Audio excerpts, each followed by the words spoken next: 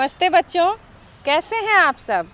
उम्मीद करती हूँ कि आप सब घर पर हैं और स्वस्थ हैं। बच्चों, कोरोना के संक्रमण का खतरा अभी टला नहीं है।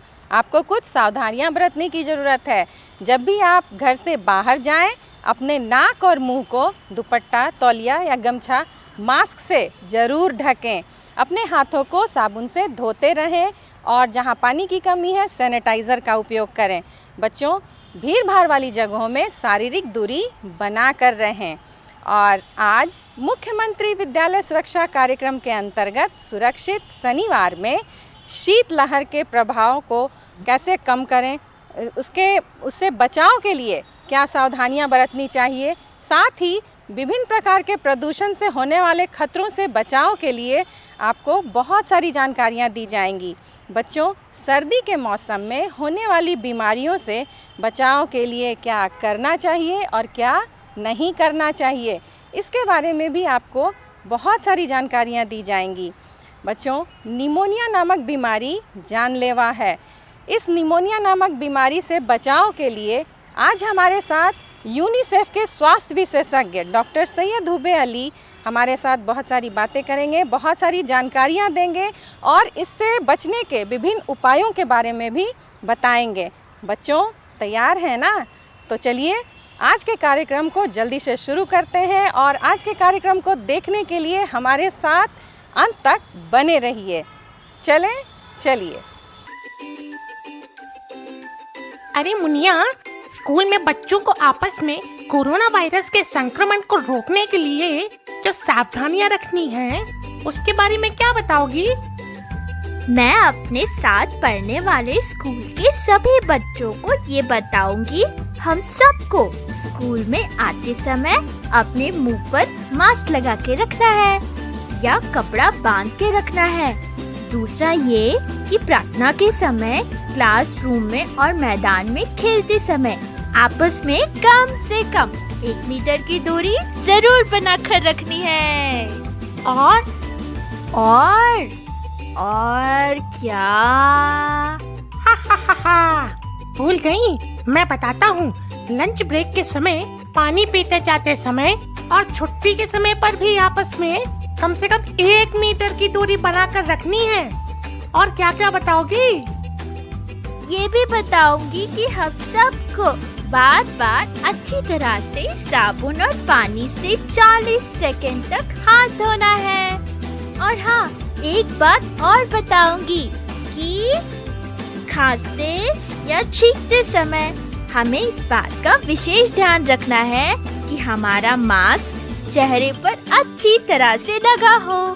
और सभी को ध्यान रखना पड़ेगा कि खांसते और छींकते समय मुंह से जो लार की बूंदें निकलती हैं, वो किसी सतह पर या किसी दूसरे बच्चे के ऊपर ना गिरे। और क्लासरूम में मेज, कुर्सी या कंप्यूटर के कीबोर्ड, दरवाजे की हैंडल जैसी चीजों को बेवजह ना छुएं। और अगर छू लेते हैं तो सबसे पहले हाथों को साबुन और पानी से धो लें। और क्या? बोलो। और देखा, फिर भूल गई ना। मैं बताता हूँ। अरे किसी भी दोस्त को आपस में हाथ नहीं मिलाना है, गले नहीं मिलना है, दूर से ही बात करनी है। हाँ डुगू, याद आया। अगर किसी को सर्दी, खांसी, जुकाम या बुखार है तो स्कूल नहीं आना है और डॉक्टर से सलाह लेकर ही दवा लेनी है। और इसके अलावा रेडियो और टीवी पर स्कूली बच्चों के लिए मीना की दुनिया, आधा फुल और गली गली सिम सिम जैसे मनोरंजक और शिक्षाप्रद कार्यक्रम भी आते हैं। स्कूल से आकर इन्हें भी तो देखना और सुनना नहीं भूलना है। इन सब बातों का ध्यान रखेंगे और सभी को बताएंगे। मिलजुल कर कोरोना को हराएंगे और बन जाएंगे कोरोना चैंपियन। नमस्कार। आज हम लोग शीतलहर, जो एक प्राकृतिक आपदा है, इसके कारण, लक्षण, प्रभाव और इससे बचाव के उपायों के बारे में जानकारी प्राप्त करेंगे। शीतलहर के कारण सर्दी के दिनों में तापमान सामान्य न्यूनतम तापमान से 5-6 डिग्री से नीचे चला जाता है, यह अवस्था 2-3 दिनों तक लगातार बनी रहे। दूसरा, यदि यही तापमान 7 डिग्री से नीचे चला जाता है तो उसे शीतलहर की गंभीर अवस्था मानते हैं। न्यूनतम तापमान 10 डिग्री या उससे ऊपर रहता है तो शीतलहर के कारण कई स्वास्थ्य संबंधी समस्याएं उत्पन्न होती हैं एवं कई बार यह जानलेवा भी साबित होता है। शीतलहर का प्रभाव। शीतलहर का सबसे ज्यादा खतरा बच्चों और बुजुर्गों को रहता है। अधिक ठंड होने से श्वसन तंत्रों में संक्रमण से बच्चों में खांसी या जुकाम की बीमारी, निमोनिया, डायरिया होने का खतरा बढ़ जाता है। दम्मा, खांसी के रोगी, दिल के दौरे के मरीज एवं नन्हे बच्चों को सर्दी का मौसम विशेष रूप से प्रभावित करता है। शीतलहर या ठंड लगने पर निम्न लक्षण उत्पन्न होते हैं, जैसे शरीर का ठंडा होना एवं अंगों का सुन्न पड़ना, अत्यधिक कपकपी या ठिठुरन होना, बार बार जी मिचलाना या उल्टी होना, कभी कभी अर्ध बेहोशी की स्थिति अथवा बेहोश होना जैसी स्थिति हो जाती है। हाइपोथेमिया। अधिक ठंड लगने से हाइपोथेमिया नामक बीमारी हो सकती है। बुजुर्गों को ठंड लगने से लकवा मारने की घटनाएं भी बढ़ जाती है। अत्यधिक ठंड होने से मांसपेशियों में कंपन पैदा होता है, जिससे कपकपी आने लगती है, दांत किटकिटाने लगते हैं। शीतलहर या ठंड से बचाव के उपाय। जितना संभव हो घर के अंदर रहें। अति आवश्यक कार्य होने पर ही घर से बाहर निकलें। गर्म कपड़े पहनकर रहें। शीतलहर से बचाव हेतु टोपी और मफलर का उपयोग जरूर करें। शीतलहर में विद्यालयों में निर्देश। विद्यालय यह सुनिश्चित करे कि छात्र मफलर, स्वेटर, गर्म कपड़े पहनकर आएं। बच्चों को भवन से बाहर बहुत समय तक खेलने की अनुमति न दें। पीने के पानी की उचित व्यवस्था हो। विद्यालय में किसी बच्चे की तबीयत खराब होने पर तत्काल अभिभावकों को सूचित करें। पठन पाठन का संचालन। शीतलहर के समय शिक्षा विभाग की यह व्यवस्था होती है कि विद्यालयों में पठन पाठन का संचालन सुबह के सत्र में न हो। यह भी सुनिश्चित करें कि शीतलहर के समय विद्यालयों को बंद करने के निर्देश का पालन हो। कमरे में अंगीठी अथवा कोयला जलाकर ना छोड़ें। अधिक ठंड के समय विद्यालय के कमरे में अंगीठी अथवा कोयला जलाकर ना छोड़ें, क्योंकि कार्बन मोनोऑक्साइड प्राणघातक हो सकती है। विद्यालय बंद करने संबंधी निर्देश। विद्यालय को बंद करने संबंधी निर्देश के बारे में समाचार पत्रों, रेडियो तथा स्थानीय टीवी चैनलों के माध्यम से प्रसारित सूचना पर ध्यान दिया जाए। पौष्टिक आहार एवं गर्म पेय का सेवन। पौष्टिक आहार शरीर में ऊष्मा के प्रवाह को बनाए रखता है। गर्म पेय का सेवन करने से शरीर में गर्माहट बनी रहती है। बिजली के उपकरण का प्रयोग में सावधानी बरतें। बिजली से चलने वाले उपकरण, हीटर, ब्लोअर आदि का प्रयोग करने के बाद स्विच ऑफ करना ना भूलें, अन्यथा यह जानलेवा हो सकता है। सार्वजनिक स्थानों पर अलाव की व्यवस्था। राज्य सरकार शीतलहर के समय सार्वजनिक स्थानों पर अलाव की व्यवस्था करती है, जिसका लाभ उठाकर इसके प्रभाव से बचा जा सकता है। बेघरों के लिए रैन बसेरों का प्रबंध। राज्य सरकार के द्वारा शहरी क्षेत्रों में बेघरों के लिए रैन बसेरों का प्रबंध किया जाता है, जहां कंबल, बिस्तर आदि उपलब्ध होते हैं। बेघरों को इन सुविधाओं का प्रयोग करने की सलाह दें। उच्च रक्तचाप एवं मधुमेह के मरीज। शीतलहर के समय मधुमेह एवं उच्च रक्तचाप के मरीज तथा हृदय रोगी चिकित्सक की सलाह जरूर लेते रहें तथा सामान्य धूप होने पर ही घर से बाहर निकलें।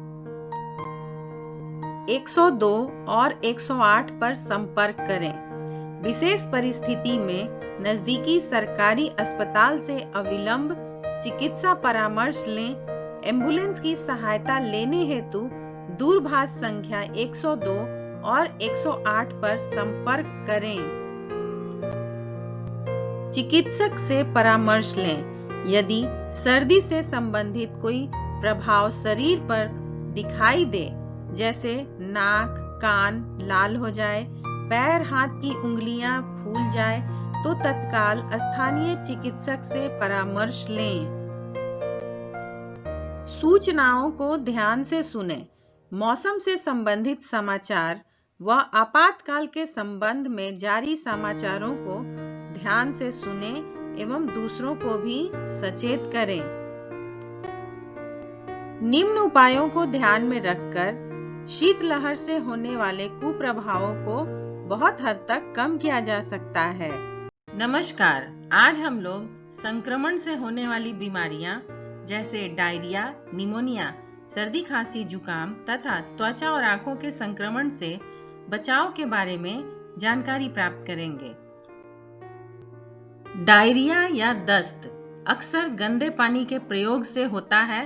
अगर हम प्रदूषित नदी, तालाब या कुआं के पानी का प्रयोग करते हैं जिसके आसपास खुले में शौच होता हो, तो हम खतरे के दायरे में हैं। ऐसे पानी का प्रयोग अक्सर पीने, हाथ धोने, नहाने, खाना बनाने में करते हैं, तो डायरिया अथवा दस्त होने की पूरी संभावना होती है।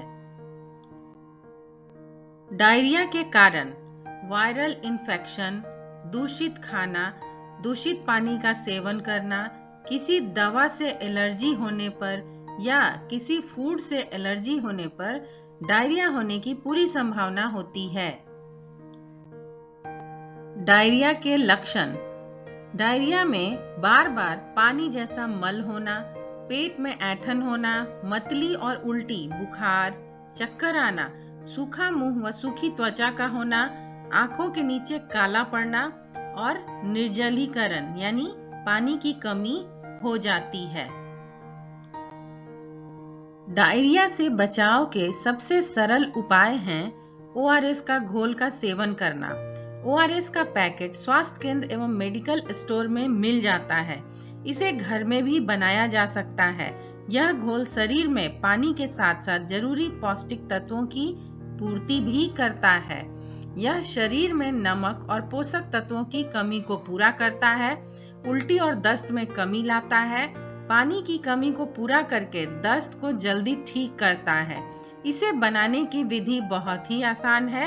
एक साफ बर्तन में 1 लीटर पीने का पानी 2 मिनट तक उबाल लें। उस बर्तन में 1 पैकेट ORS का पाउडर डालें। ORS के पाउडर को चम्मच से अच्छी तरह मिला लें। इस घोल को 24 घंटे के अंदर इस्तेमाल कर लें।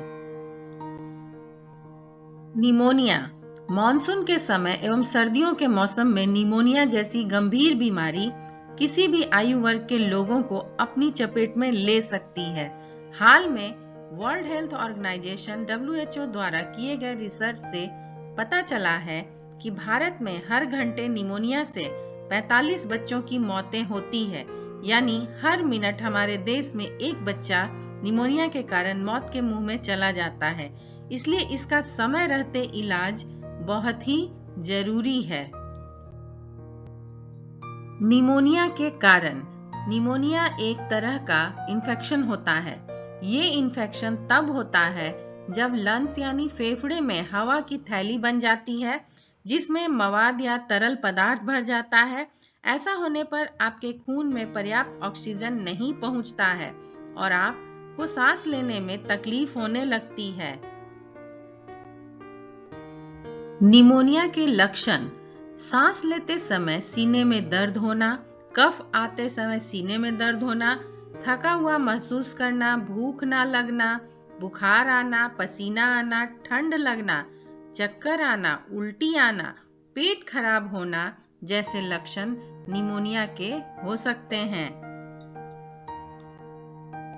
निमोनिया से बचाव के लिए घर के अंदर या आसपास साफ सफाई का पूरा ध्यान रखें। संपूर्ण टीकाकरण, न्यूमोकोकल और मेनिंगोकोकल टीके, HIV, डिप्थीरिया और काली खांसी के टीके निमोनिया पैदा करने वाले सभी बीमारियों से बचाव के लिए बहुत जरूरी है। 2 साल से छोटे बच्चों और 65 साल से ज्यादा उम्र के लोगों को टीका लगवाना चाहिए। छोटे बच्चों का खास ख्याल रखें, उन्हें सर्दी से बचाएं। अगर किसी को खांसी है तो उससे थोड़ा दूर रहें। खांसते समय मुंह पर रुमाल रखें। दूध और डेयरी उत्पाद का सेवन कम करें, शरीर में यह बलगम बढ़ाते हैं। ज्यादा प्रदूषण वाली जगहों पर ना जाएं। स्मोकिंग, धूम्रपान ना करें। खुद को ढक कर रखें। ठंडी चीजें ना खाएं। आइए संक्रमण से होने वाली एक आम बीमारी सर्दी, खांसी और जुकाम के बारे में जानकारी प्राप्त करते हैं। सर्दी, खांसी और जुकाम के कारण। सर्दी खांसी तब होती है जब किसी संक्रमित व्यक्ति के छींकने, खांसने या बोलने से उसकी नाक से निकलने वाले वायरस कणों से संक्रमित वायु में आप सांस लेते हैं और सांस के साथ साथ वायरस हमारे शरीर के अंदर चला जाता है।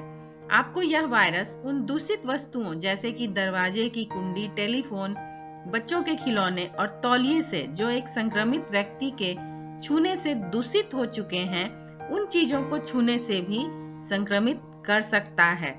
राइनो विषाणु, राइनो वायरस, जो सर्दी खांसी में सबसे आम कारण होता है, किसी मजबूत सतह पर या फिर हाथों पर 3 घंटे तक जीवित रह सकता है।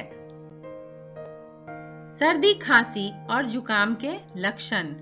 बंद नाक, नाक बहना, नाक भारी होना, कुछ भी न सूंघ पाना, बार बार छींक आना, नाक से स्राव होना यानी नाक बहना, आंखों से पानी बहना, सिर दर्द, गले में खराश, खांसी, थकान, ठंड लगना, शरीर में दर्द, बुखार, सांस लेने में कठिनाई, सर्दी, खांसी, जुकाम के ये आम लक्षण हैं। सर्दी, खांसी और जुकाम से बचाव के लिए कुछ सावधानियां बरतें। जैसे अगर आप किसी संक्रमित व्यक्ति के आसपास हैं या किसी सार्वजनिक क्षेत्र में दूषित जगह के संपर्क में आए हैं तो अपने चेहरे को, विशेष रूप से नाक, मुंह और आंख के क्षेत्रों को ना छुएं। ऐसा करने से अगर आपके हाथों पर वायरस है तो उस वायरस की आपकी श्वसन प्रणाली में घुसने की संभावना कम हो जाएगी।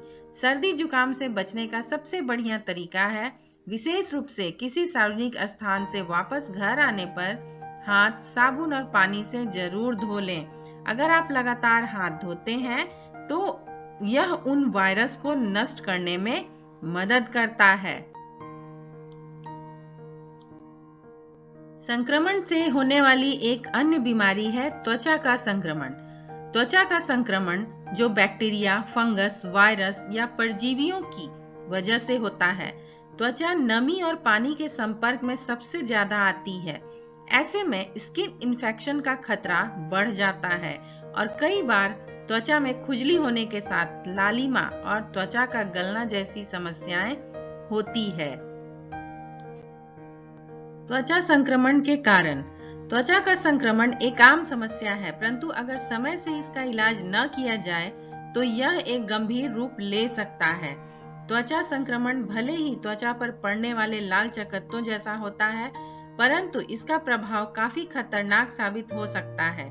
यह रोग सिर्फ त्वचा तक ही सीमित नहीं होता है, बल्कि यह ऊतक, हड्डियों और शरीर के सभी अंगों को प्रभावित करने की क्षमता रखता है। स्लाइड में हम देख रहे हैं त्वचा संक्रमण के लक्षण। रैशेज, त्वचा में लाल रंग के पैचेस होना, प्रभावित क्षेत्रों पर सफेद चूर्ण की तरह पदार्थ निकलना, त्वचा में पपड़ी जमना या खाल उतरना, त्वचा में दरारें होना, त्वचा का लाल होना। त्वचा के संक्रमण से बचाव के लिए कुछ सावधानियां बरतें। ऐसी चीजों से दूर रहें जो दूषित हो सकती है, जैसे तौलिया, साबुन, रेजर, टूथब्रश और अन्य पर्सनल चीजों को अन्य लोगों के साथ शेयर ना करें। नहाने के दौरान इस्तेमाल किए गए तौलियों को फिर से उपयोग करने से पहले धो लें। दूसरों के कपड़े ना पहने। स्किन इन्फेक्शन से बचाव करने में मुख्य रूप से त्वचा को साफ रखना और चोट आदि लगने से बचाना शामिल है। संक्रमण से होने वाली एक आम समस्या है आंखों का संक्रमण। आंख में संक्रमण मुख्य रूप से बैक्टीरिया, वायरस या फंगस के कारण होता है। संक्रमण आंख के किसी विशेष भाग में हो सकता है और यह किसी एक आंख को या दोनों आंखों को भी प्रभावित कर सकता है। आंखों में संक्रमण के मुख्य कारण हैं ठीक से स्वच्छता न रखना, लंबे समय तक कॉन्टैक्ट लेंस का उपयोग करना, अपने चेहरे या आंखों के लिए किसी संक्रमित टिश्यू पेपर या तौलिए का इस्तेमाल करना, अपने हाथों को अच्छे से धोए बिना आंखों को छूना, आंख में चोट लगना, धूम्रपान करना और डायबिटीज जैसे रोग इत्यादि। आप देख रहे हैं आंखों के संक्रमण के लक्षण। पलकों को छूने पर दर्द महसूस होना, पलकों में सूजन व लालिमा हो जाना और उनका रंग बैंगनी हो जाता है। आंख से पीले या हरे रंग का रंगहीन पदार्थ आना, आंखों की पलकों व पलकों के बालों के पास पपड़ी जमना, खासकर सुबह के समय, एक या दोनों आंखों में कीचड़ आना, धुंधला दिखाई देना, तेज रोशनी में आंख में दर्द होना, आंख में जलन महसूस होना और अत्यधिक आंसू आना।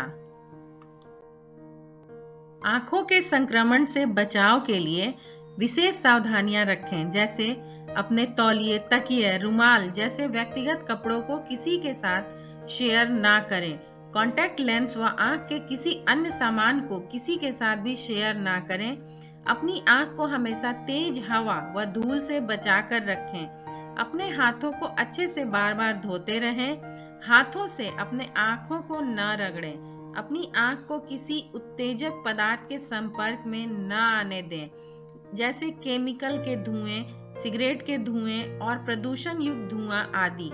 अपनी आई ड्रॉप व आंख के अन्य दवाओं को किसी के साथ शेयर ना करें। अपने चेहरे व आंखों को ना छुएं। यदि आंखों के आसपास मेकअप करना है तो आंख को छूने से पहले और बाद में अपने हाथ को अच्छे से धो लें। आज हमने जिन संक्रमण से होने वाली बीमारियों के बारे में और उनके बचाव के बारे में जाना, उन सभी बातों को ध्यान में रखकर बहुत हद तक हम संक्रमण से होने वाली बीमारियों से बचे रह सकते हैं। धन्यवाद। दर्शकों एवं मेरे प्यारे बच्चों, आप सभी को मेरा नमस्कार। जैसा कि हम जानते हैं, बच्चे हमारा आज और कल दोनों हैं। बच्चों का बेहतर स्वास्थ्य हमारे आज और कल के लिए बहुत महत्वपूर्ण है। बच्चों को सुरक्षित रखना एवं स्वस्थमंद रखना हम सबकी जिम्मेवारी बनती है। बच्चों को सुरक्षित रखना एवं उन्हें बेहतर स्वास्थ्य देने के लिए हमें बच्चों को बचपन से ही उनके बेहतर पालन पोषण पर ध्यान देना आवश्यक होता है। तो आज हम बच्चों के स्वास्थ्य के संदर्भ में बहुत सी चर्चा करेंगे। आज हमारे साथ बिहार यूनिसेफ पटना के स्वास्थ्य विशेषज्ञ डॉक्टर हुब्बे अली हैं। आज हम इनसे स्वास्थ्य के संबंध में बहुत सी चर्चा और बातें करेंगे। सर, मेरा दूरदर्शन मेरे विद्यालय के सुरक्षित शनिवार के इस एपिसोड में आने के लिए आपका बहुत बहुत हार्दिक स्वागत है।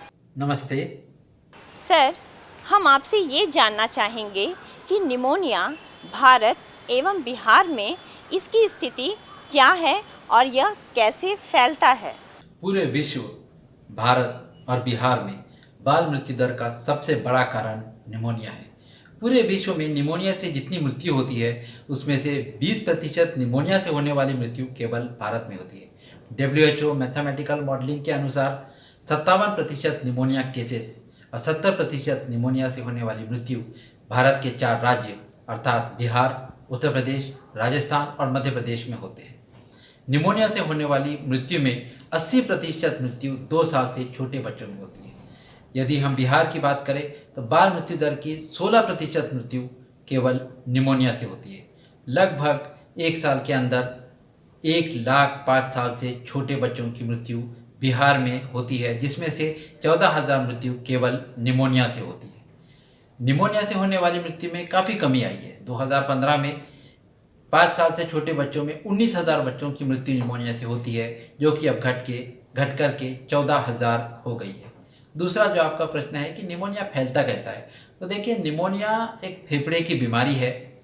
ये खांसने या छींकने से फैलती है। जब कोई व्यक्ति खांसता या छींकता है तो कफ के ड्रॉपलेट्स बाहर निकलते हैं और ये आपस में जो भी व्यक्ति हो उनके अंदर संक्रमण कर सकते हैं। कुछ निमोनिया के वायरस या बैक्टीरिया ऐसे होते हैं जो सरफेस पे जाके एक्टिव रहते हैं, जैसे कि पुस्तक है, टेबल है, इसको यदि कोई छूता है, हाथ लगाता है और फिर यही हाथ हमारे मुंह, नाक या आँख को लगता है तो उससे बॉडी में ये निमोनिया के वायरस जा सकते हैं और ये निमोनिया कर सकते हैं। सर, अभी अभी आपने हमें बताया कि निमोनिया बच्चों के लिए एक खतरनाक एवं जानलेवा बीमारी है। तो सर, आप हमें ये बताएं कि बच्चों में निमोनिया फैलने के क्या क्या कारण होते हैं और इसके क्या क्या लक्षण होते हैं। जैसा कि मैंने पहले भी बताया है, निमोनिया ये वायरस, बैक्टीरिया, फंगस, धुआं या किसी केमिकल को लंबे समय तक सूंघने से होता है। अगर बच्चों की बात करें तो बच्चों में निमोनिया का सबसे बड़ा कारण है स्ट्रेप्टोकोकस निमोनी नाम का बैक्टीरिया। इसका दूसरा कारण है हीमोफिलस इन्फ्लुएंजा टाइप बी नाम का बैक्टीरिया और तीसरा बड़ा कारण बच्चों में होता है वायरस, जिसमें रेस्पिरेटरी सिंसिशियल वायरस निमोनिया का बड़ा कारण है बच्चों में। अभी जो कोविड-19 की महामारी फैल रही है उसका भी एक कॉम्प्लिकेशन निमोनिया है। मगर निमोनिया होने के लिए निमोनिया से ग्रसित व्यक्ति के संपर्क में आने से ही ये निमोनिया होता है। जो आपका दूसरा प्रश्न है कि इसके लक्षण क्या है, तो ये आपका बहुत महत्वपूर्ण क्वेश्चन है, क्योंकि बच्चों में निमोनिया का लक्षण अगर हम सही समय पे डिटेक्ट कर पाए, माता पिता या स्वास्थ्यकर्मी कम्युनिटी में, तो हम स्वास्थ्यकर्मी के संपर्क में जल्दी आ सकेंगे और इससे निमोनिया की मृत्यु को बचा सकेंगे। तो निमोनिया के प्रमुख लक्षण है बुखार का आना, तेज़ बुखार इसमें आता है, खांसी होती है और सांस लेते समय छाती अंदर धंस जाती है। तो जो रेस्पिरेटरी रेट है, अगर 2 माह से छोटा बच्चा है उसके अंदर सांस लेने की जो दर है 1 मिनट में 60 से ज़्यादा है तो वो निमोनिया की परिभाषा में आता है। 2 माह से 12 माह के बच्चे में सांस लेने की दर 50 के ऊपर है तो वो निमोनिया की परिभाषा में आता है। और 1 साल से 5 साल के बच्चों में रेस्पिरेटरी रेट यदि 40 के ऊपर होता है 1 मिनट में तो ये निमोनिया की परिभाषा में आता है। अगर निमोनिया की हम सही पहचान करें और जल्द से जल्द स्वास्थ्यकर्मी का बता के उसका उपचार कराएं तो निमोनिया से होने वाली मृत्यु को बहुत हद तक बचाया जा सकता है। सर, आपने हमें बहुत महत्वपूर्ण जानकारी दी कि इसके क्या क्या लक्षण होते हैं और ये किस प्रकार से जानलेवा हो सकता है। आगे सर आप हमें ये बताइए कि निमोनिया से बचने के लिए कौन कौन सी सावधानियां बरतनी चाहिए और इसका इलाज किस प्रकार से किया जाए। जैसे कि मैंने पहले भी बताया कि निमोनिया का मुख्य कारण बच्चों में स्ट्रेप्टोकोकस निमोनी या हीमोफिलस इन्फ्लुएंजा टाइप बी है। तो इन बैक्टीरिया के लिए टीकाकरण मौजूद है। ये बिहार में तमाम आंगनबाड़ी केंद्र और स्वास्थ्य केंद्र पे छोटे बच्चों को मुफ्त में लगता है। जैसे न्यूमोकोकल कॉन्जुगेट वैक्सीन पीसीवी का टीका 1.5 महीना, 3.5 महीना और 9 महीने पर बच्चों को लगाया जाता है। उसी तरह से पेंटावेलेंट वैक्सीन में जो हीमोफिलस इन्फ्लुएंजा टाइप बी का वैक्सीन है, पेंटावेलेंट वैक्सीन के माध्यम से 1.5 महीना, 2.5 महीना और 3.5 महीना में ये बच्चों को लगता है। मीजल्स, इसका भी कॉम्प्लिकेशन निमोनिया है। ये टीका भी नियमित टीकाकरण में पूरे बिहार में मुफ्त में लगता है। 9 महीने पे और 1.5 साल पे इसका टीका मीजल्स का MR वैक्सीन लगता है, मीजल्स रूबेला का वैक्सीन। इससे भी निमोनिया के ख़तरे को हम लोग बचा सकते हैं। और अब आने वाली जो टीकाकरण वैक्सीन आ रहा है कोविड के लिए, इसके लेने से भी निमोनिया के काफ़ी केसेस को हम लोग कम कर सकते हैं। दूसरा, अपने रोग प्रतिरोधक शक्ति बढ़ाने के लिए फल जैसे कि विटामिन सी युक्त जो फल होते हैं, संतरा, मौसम्बी, अंगूर, ये फल खाने से, गुड़ की चिक्की खाने से, इन सब चीज़ों से जो कार्यक्रम चल रहा है विप्स का, weekly iron folic acid supplementation जो स्कूल के बच्चों को दिया जाता है, इससे सब रोग प्रतिरोधक शक्ति बढ़ती है। इससे भी निमोनिया से बचा जा सकता है। और बच्चों में खास करके निमोनिया की पहचान, उसके लक्षण अगर हम लोगों को आपस में पता होंगे क्या है, स्वास्थ्यकर्मी से, आशा बहन जी से, आंगनबाड़ी से संपर्क करके अगर हम देखें, अगर बच्चे में निमोनिया के लक्षण आ रहे हैं तो जल्द से जल्द स्वास्थ्यकर्मी को इस बच्चे को दिखाएं। सही समय पर दिखाना और सही समय पर उसका एंटीबायोटिक का ट्रीटमेंट स्वास्थ्यकर्मी द्वारा शुरू करने से निमोनिया की मृत्यु को काफ़ी हद तक कम किया जा सकता है। सर, आप हमारे इस कार्यक्रम में आए और आपने हमें निमोनिया के बारे में बहुत सी महत्वपूर्ण जानकारी दी और मुझे उम्मीद है कि हमारे बच्चों को इससे बहुत सी महत्वपूर्ण जानकारी मिली होगी। तो सर, आपका हमारे इस कार्यक्रम में आने के लिए मैं आपका बहुत बहुत धन्यवाद करती हूँ और साथ ही सभी दर्शकों एवं बच्चों को भी मैं धन्यवाद करती हूँ। धन्यवाद। नमस्कार।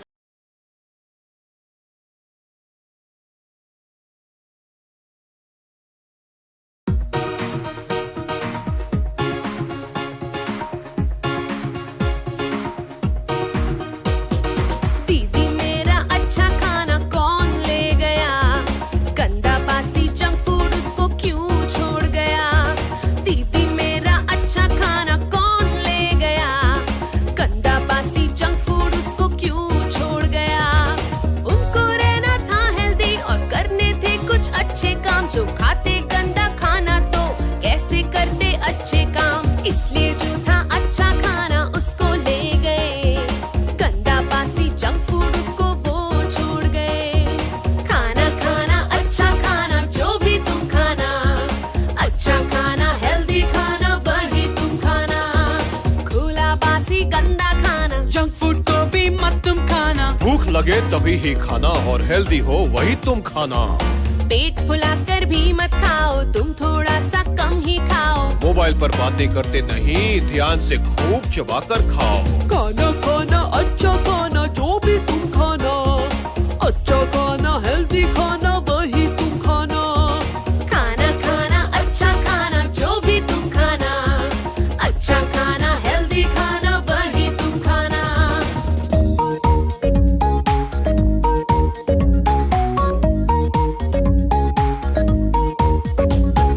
जो ना खाया हेल्दी खाना तो मिलती दवाई खाना। कमजोरी में क्या कर पाते, रह जाते सबसे पीछे।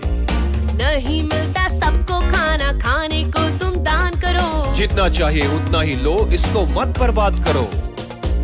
खाना खाना अच्छा खाना जो भी तुम खाना, अच्छा खाना हेल्दी खाना वही तुम खाना। खाना खाना अच्छा खाना जो भी तुम खाना, अच्छा खाना हेल्दी खाना वही तुम खाना। जीवन में सफल बनना है, ऊंचाई को छूना है। लोगों में जो प्यार पाना है तो बस इतना ही याद रखना है। दीदी मेरा अच्छा खाना देखो आ गया, ऊंचाइयों को छूने में तैयार हो गया। खाना खाना अच्छा खाना जो भी तुम खाना, अच्छा खाना हेल्दी खाना वही तुम खाना। जिनको रहना है हेल्दी और करने हैं कुछ अच्छे काम, खाते हैं हेल्दी खाना और करते हैं वो अच्छे काम। खाना खाना अच्छा खाना जो भी तुम खाना, अच्छा खाना हेल्दी खाना वही तुम खाना। खाना खाना अच्छा खाना जो भी तुम खाना, अच्छा खाना हेल्दी खाना वही तुम खाना। थोड़ा खाया पचाया, ज्यादा खाया पछताया।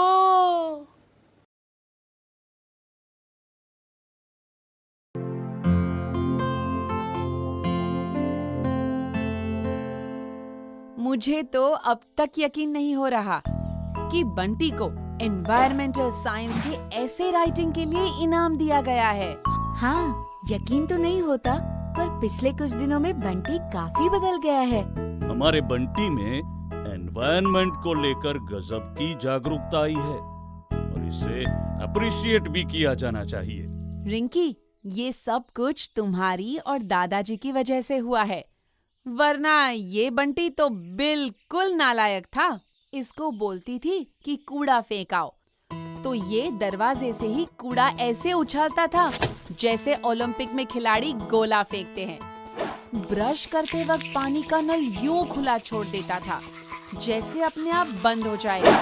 मधुमक्खी के छत्ते तोड़ना, हर महीने नए नए कपड़े खरीदता, जंक फूड खाना, यही इसका काम था। लेकिन जब से आप लोगों ने इसे अच्छी बातें सिखाई है, ये तो इको वॉरियर बनने का कोई मौका नहीं छोड़ता, वरना इसका मन तो शरारतों में ही लगा रहता था। वाकई बहुत खुशी की बात है। लेकिन बंटी, तुमने ऐसे में लिखा क्या था? हाँ हाँ, हमें भी बताओ। अरे वही सब बातें जो तुमने और दादाजी ने मुझे बताई थी, जैसे कि पृथ्वी में पानी की लगातार कमी हो रही है और ये हम सबकी लापरवाही का नतीजा है। पर अगर हम लोग अपने घर के नलों में एरेटर लगा ले तो हम 40% पानी बचा सकते हैं। और सिर्फ पानी ही नहीं, हमें पृथ्वी पर बढ़ रहे कूड़े को भी रोकना होगा, जैसे इस्तेमाल के बाद प्लास्टिक बैग को यहाँ वहाँ ना फेंककर उसे दोबारा यूज करें, या फिर कपड़े का बैग यूज करें। रेस्टोरेंट में उतना ही ऑर्डर करें जितने की भूख हो, और अगर तब भी खाना बच जाए तो घर के लिए पैक करा ले या फिर किसी जरूरतमंद को दे। जितना हो सके हम ऑर्गेनिक चीजों का इस्तेमाल करें जिसमें केमिकल वगैरह ना हो। ये ना सिर्फ पानी के लिए बल्कि सेहत के लिए भी खराब होते हैं। कपड़ों की खरीदारी सोच समझ कर करें, क्योंकि कपड़ों के बनने में काफी पानी इस्तेमाल होता है। और हाँ, सोलर एनर्जी का भरपूर प्रयोग करें ताकि हम एक बेहतर दुनिया बना सके। वाह मेरे बंटू, शाबाश, कमाल कर दिया। पर ये सब आप दोनों ने ही इसे समझाया, वरना हर तीसरे दिन कोई घर आकर शिकायत करता कि बंटी ने घर का कांच तोड़ दिया, कोई कहता बंटी ने मेरे स्कूटर की हवा निकाल दी। मैं हमेशा से जानता था कि मैं कुछ बड़ा करके दिखाऊंगा। अब मम्मी, जल्दी से थोड़े पकोड़े तैयार कर दो। आज मेरे कमरे में हमारे नेचर्स क्लब की पहली मीटिंग है और मैं उसकी प्रेसिडेंट हूँ और बल्ली हमारा मैस्कॉट।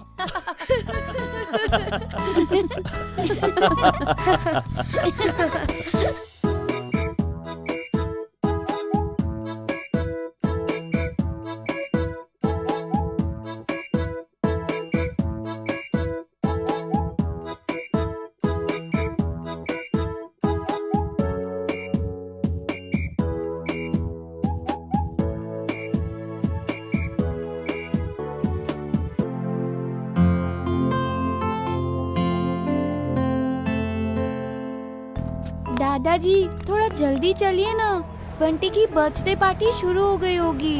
अरे भाई, गंदगी देख रही हो? इस गंदगी में चलना दूभर है और तुमको जल्दी की पड़ी, और देर तो इस बल्ली की वजह से हुई। अच्छा भाई, ठीक है, मैंने लेट किया। Happy birthday to you. Sorry, लेकिन पार्टी कैंसिल हो गई है। क्या? बंटी बहुत बीमार है, उसे टाइफॉइड है। Hello Rinki. Happy birthday Bunty. कैसा बर्थडे? बीमारी की वजह से मेरा बर्थडे तो खराब हो गया। ना केक कटा, ना कोई गिफ्ट मिल पाया। पता नहीं इसे कैसे ये बीमारी हो गई। डॉक्टर कहते हैं कि ये गंदगी से होती है, जबकि हम तो आसपास खूब सफाई रखते हैं। आसपास सफाई रखने का मतलब सिर्फ घर साफ रखना नहीं, घर के आसपास भी सफाई रखना होता है। बंटी को टाइफाइड हुआ है और इसकी वजह है वाटर पॉल्यूशन। हाँ, आज का अखबार देखो, बंटी अकेला नहीं, शहर के हर अस्पताल कॉलेरा और टाइफाइड के मरीजों से भरे पड़े हैं। वैसे सच कहूं तो एक पर्यावरण वैज्ञानिक होने के नाते मुझे कोई हैरानी भी नहीं है। जो हाल हमने अपनी नदियों का कर रखा है, उससे बीमारियां नहीं फैलेंगी तो क्या फैलेगा? हाँ, लेकिन इसकी जिम्मेदार तो वो बड़ी बड़ी फैक्ट्रियां हैं ना। सिर्फ वही वजह नहीं है। शहर के कुल वाटर पॉल्यूशन का 70% हिस्सा घरों से निकलने वाले कूड़े और मल से होता है। हजारों लाखों घरों से निकलने वाला ये कूड़ा और मानव मल सीधे नदियों में बहा दिया जाता है, जिससे पानी बुरी तरह पॉल्यूटेड हो जाता है। ओह, आप तो पर्यावरण वैज्ञानिक है, कोई हल बताइए ना, इसे कैसे रोका जाए? 2 हल है। पहला, सीवर की सही व्यवस्था, और दूसरा, रोजाना की जिंदगी में केमिकल पेस्टिसाइड्स का कम इस्तेमाल। जब हम टूथपेस्ट, शैम्पू, डिटर्जेंट वगैरह नाली में बहाते हैं तो ये जाकर नदियों में मिल जाते हैं और बाद में पीने के पानी में मिलकर हम तक ही वापस आते हैं। हमें चाहिए कि हम कूड़ा करकट नदियों और तालाबों में न डालें, बायोडिग्रेडेबल और प्राकृतिक चीजें इस्तेमाल करें और केमिकल्स का इस्तेमाल कम करें ताकि पानी प्रदूषित होने से बचे और हम सुरक्षित रहें। ओह, तो ये चक्कर है। अरे चक्कर से याद आया, रिंकी और मैं तुम्हारे बर्थडे पर एक चक्कर मेरा मतलब एक तोहफा लाए हैं। लव यू दादाजी।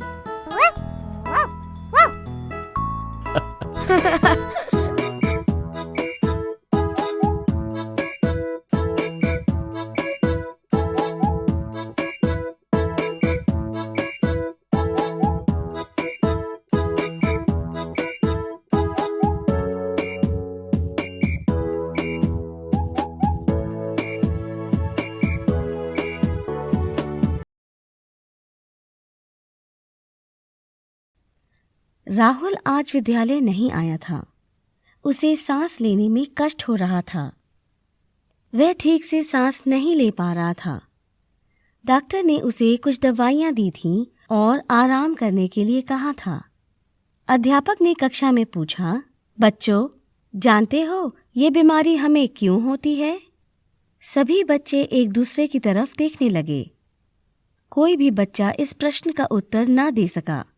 तब अध्यापक ने बताया, सांस की अधिकतर बीमारियां हमें वायु प्रदूषण की वजह से होती हैं। गौरव ने पूछा, ये वायु प्रदूषण क्या होता है सर?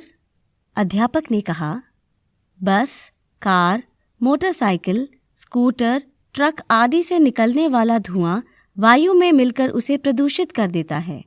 इसी प्रकार मिलों, कारखानों से निकलने वाला धुआं भी वायुमंडल को प्रदूषित करता है।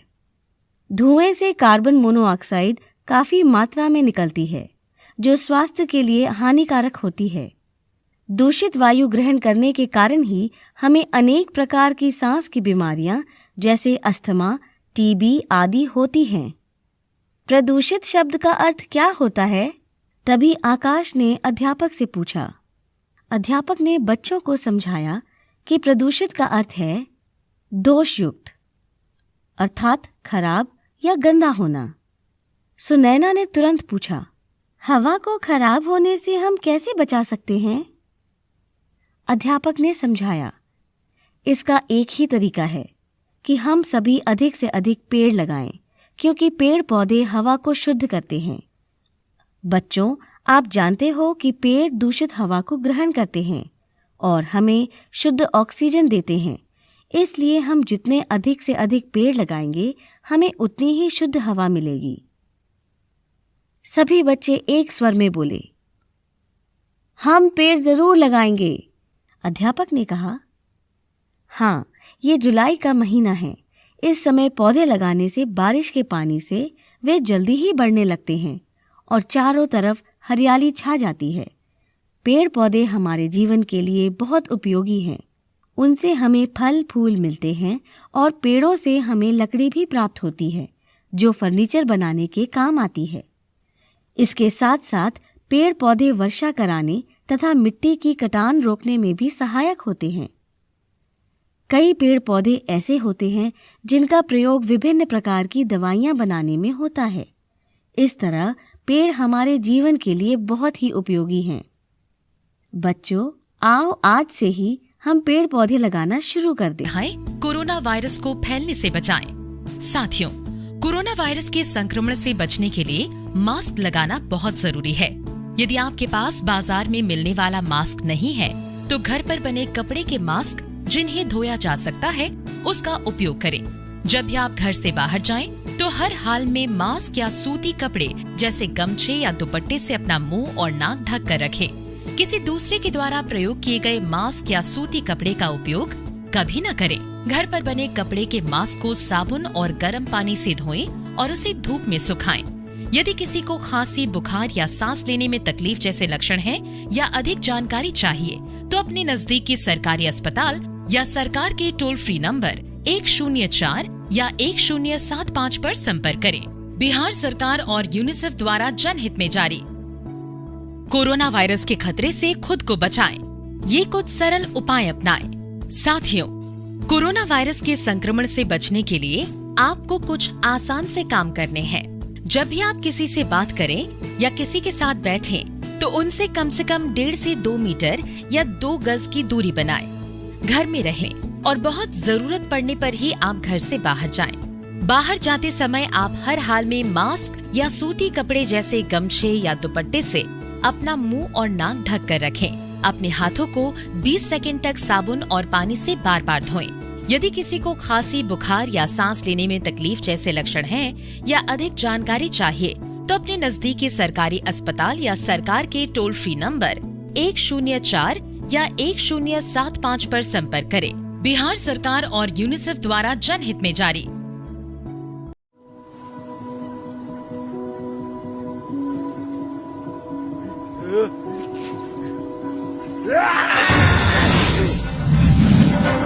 चलो हमला करें।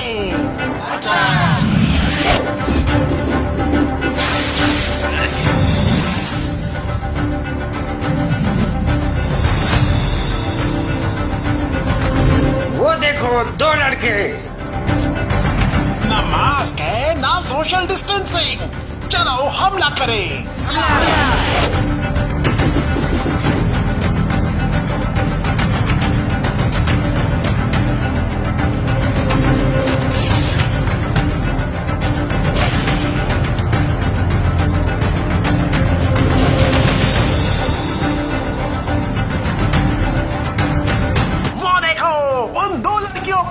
उन्होंने तो मास्क पहन रखे हैं। ध्यान से देखो, नाक का रास्ता साफ है।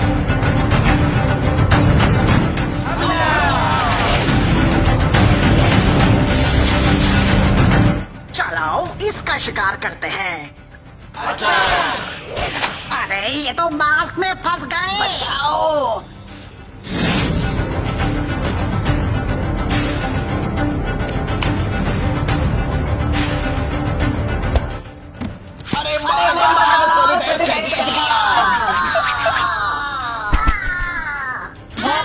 याद रखें, इस वक्त बचाव ही इलाज है। जब तक दवाई नहीं तब तक ढिलाई नहीं।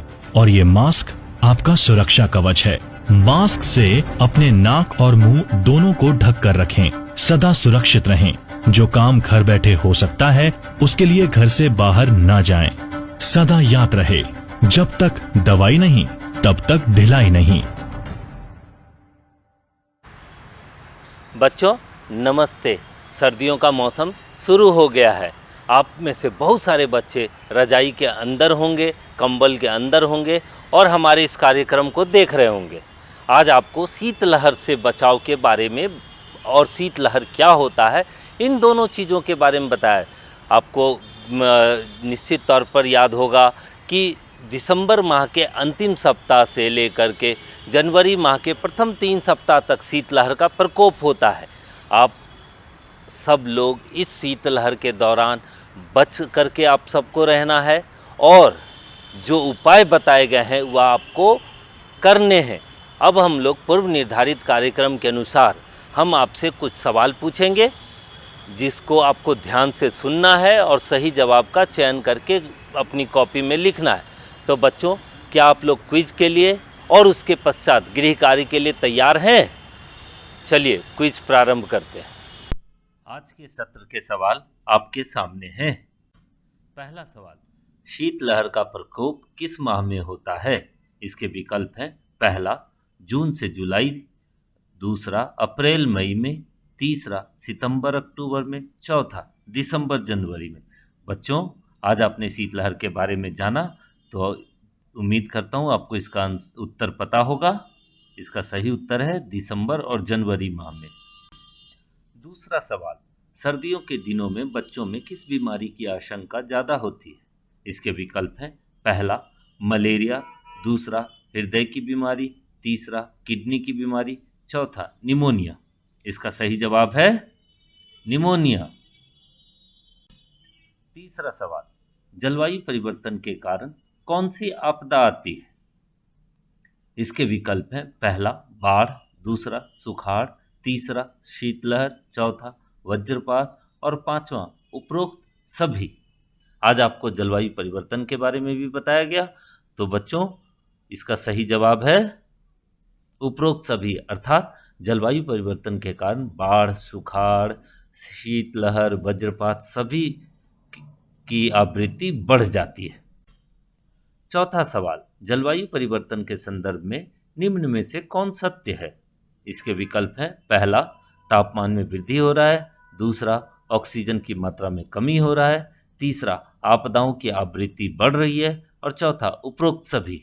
इसका सही जवाब है बच्चों उपरोक्त सभी।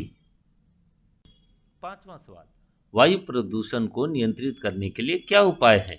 इसके विकल्प हैं, पहला बच्चों को इसके प्रति जागरूक करना चाहिए, दूसरा जहरीले धुएं वाले पटाखों पर प्रतिबंध लगाना चाहिए, तीसरा कम ध्वनि और कम धुएं वाले पटाखों को छोड़ना चाहिए और चौथा उपरोक्त सभी। बच्चों थोड़ा आप ध्यान दें तो इसका उत्तर आपको समझ में आ जाएगा। इसका सही उत्तर है उपरोक्त सभी, अर्थात वायु प्रदूषण के लिए जहरीले धुएं वाले पटाखों पर प्रतिबंध लगना चाहिए और कम ध्वनि और कम धुएं वाले पटाखों को छोड़ना चाहिए। साथ ही आप सभी को इसके प्रति जागरूक भी होना होगा। छठा सवाल, वायु प्रदूषण के कारण निम्न में से क्या हो रहा है? इसके विकल्प हैं, पहला बीमारियों का प्रकोप कम हो रहा है, दूसरा ग्लोबल वार्मिंग में वृद्धि हो रही है, तीसरा वातावरण शुद्ध होता है, चौथा ऑक्सीजन की मात्रा में वृद्धि होती है। बच्चों आपको यहाँ बताना है कि वायु प्रदूषण के कारण क्या हो रहा है, तो इसका सही उत्तर है ग्लोबल वार्मिंग में वृद्धि हो रही है। अभी तक हमने आपसे 6 सवाल पूछे, अब वक्त है गृह कार्य का। आज आपने शीतलहर से बचाव के साथ साथ विभिन्न प्रकार के प्रदूषण से होने वाले नुकसान के बारे में जाना और सीखा। अब आपको करना क्या है? आज जो आपने सीखा, जो जानकारी प्राप्त की, उसे अपने माँ पिताजी, भाई बहन एवं अपने मित्रों तथा सहपाठियों को बताएं और इन सभी जानकारियों के प्रति जागरूक रहें और उसका अपने जीवन में पालन भी करें। तो बच्चों, यह था इस सप्ताह का क्विज और गृह कार्य। अगले शनिवार को हम फिर मिलेंगे एक नए क्विज और एक नए गृह कार्य के साथ। तब तक घर पर रहें, सुरक्षित रहें। नमस्कार बच्चों, आप सभी को मेरा एक बार फिर से बहुत बहुत प्यार।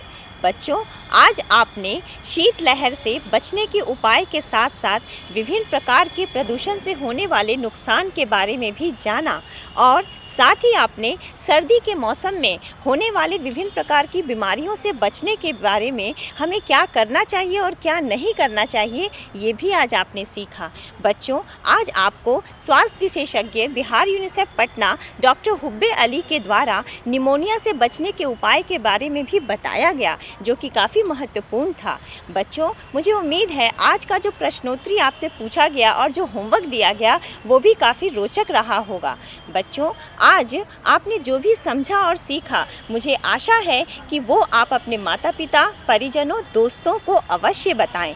तो बच्चों, अगले शनिवार को एक नई जानकारी लेकर एक नए विषय पर मैं आपसे फिर मिलूंगी। तो अगले शनिवार को सुबह 9 बजे डीडी बिहार चैनल पर और शाम को 4 बजे इसी समय पर इस कार्यक्रम को देखना ना भूलें।